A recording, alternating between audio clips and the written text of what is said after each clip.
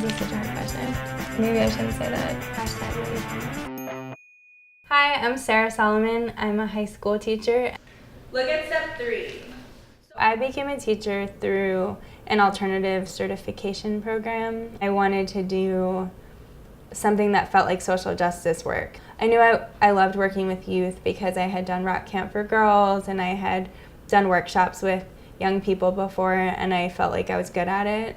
So I decided with a lot of hesitation to join Teach for America, and I wanted to be a teacher, so I did it. You go through this really intensive summer program for I think 6 weeks, and then at the end of that training you are a teacher. For me, social justice activism and education are inextricably linked. In my old school, I felt very limited in the work that I could do. When the students came into school in the morning, they had to walk through metal detectors. They would say this to me. They felt criminalized. They felt under attack.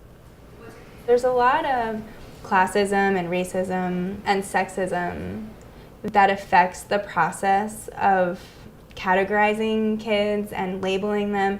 And so by the time students get to high school, they know exactly how they're viewed by adults in schools. And so when you have that kind of negative dynamic, you have kids who are behaving in ways that prevent them from learning, and so they don't learn. And then by the time they get to high school, they're so behind academically. I ended up doing a lot of activism outside of work, so I joined Night Corps, I did workshops, I went to rallies, I planned rallies. And now that I'm at a new school, I feel like as a school we're so committed to social justice and to empowering young people that it feels like I'm doing activist work just being a teacher there. There's a lot of conversations that happen formally and informally at my school about how to take care of students and how to educate students who have experienced poverty or experienced trauma, which many of our students have. I'm still kind of in shock by how amazing it is. In order to stay positive about my job, it's really important to have a life-work balance.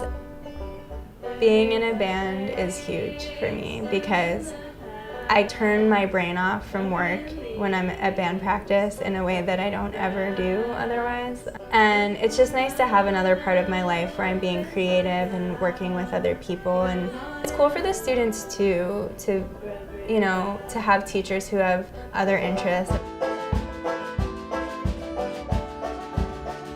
It's so easy to burn out as a teacher.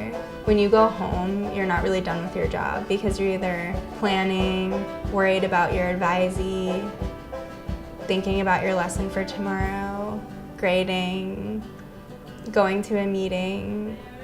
I think it's just about realizing, like, if you love the work that you do and you want to keep doing it, you have to find a way for it to be sustainable.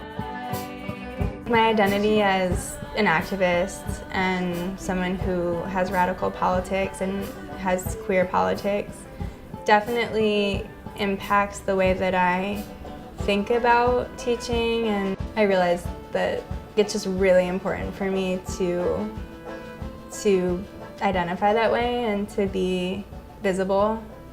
Even just little things like telling a student maybe you shouldn't assume someone's gender is a tiny little thing, but could blow the mind of a teenager who hasn't thought about it. Being out at work makes it so that I think queer kids feel like I am someone that they can come to. And not even just to talk about sexuality, but they know that I'm always down to have like a philosophical conversation about race or oppression or music. For people who aren't sure if what they're doing is the right thing for them, it's okay to like do something for a while and then do something else. I think it's important to be your best self in whatever you're doing, and if you are over it, I think staying in it can be really harmful, especially if you're a teacher. If you're a teacher and you don't have your heart in it anymore, it's bad.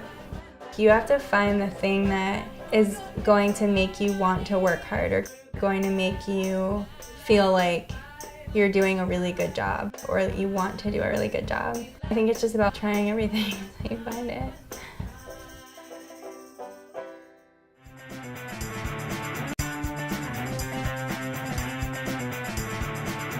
Hey everyone, thanks for watching this episode of Ladypoints featuring Sarah Solomon. And please subscribe to our YouTube channel below. And don't forget to follow us on Facebook at facebook.com/ladypoints and on Tumblr at ladypoints.tumblr.com. Thanks for watching.